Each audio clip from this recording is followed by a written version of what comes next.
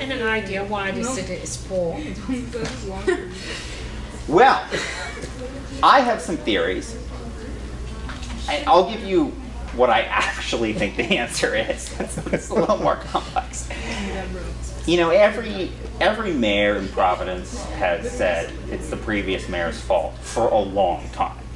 You go back, you know, Elorza has blamed a lot of the problems on the previous administration. Taveras held a big press conference to blame all the problems on Cicilline. Cicilline blamed everything on Buddy. Buddy blamed everything first on Paolino, and before that on Doorly.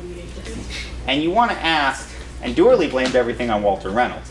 And you want to ask whose fault it really was. At what point does it stop? And my opinion is the answer is Walter Reynolds. We had a terrible mayor in the 50s who bulldozed about a third to a quarter of the city. And you go back and you read those old documents saying, we knocked down all this dense, vibrant part of the city. How are we going to replace the tax base? And basically that question was just never answered. And you can see it, you know, all around us. Like, if you know the 610 highway, when that was put in through Olneyville, they knocked down big sections of Olneyville, big sections of Federal Hill. If you go along Federal Hill as it gets close to downtown, knock down a big swath to build a highway there. But then there are also bigger areas. You know where all those parking lots around the hospital are? The sea and ocean of parking lots. That was a dense and vibrant neighborhood in the city, the Point neighborhood. Bulldoze. If you know where Walmart and the post office and Goodwill and Stop and Shop are, that was the West River neighborhood.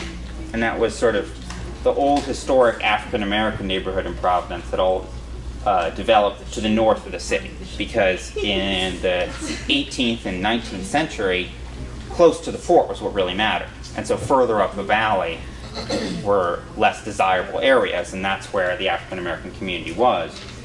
And those neighborhoods persisted into the 50s. And there's been a lot of gentrification in Mount Hope, and the character has changed dramatically. But on the other side of the valley, it was also an African American neighborhood, and it was just bulldozed in the 50s.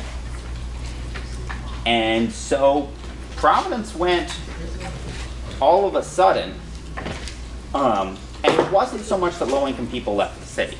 Mostly a lot of wealthier people moved to the suburbs, and the city had so much of its tax base destroyed. So many businesses, so many houses, and it went from a vibrant, successful city to a poor, struggling city. And we haven't ever really recovered from it. And I don't think we will. I hope that you're wrong about that.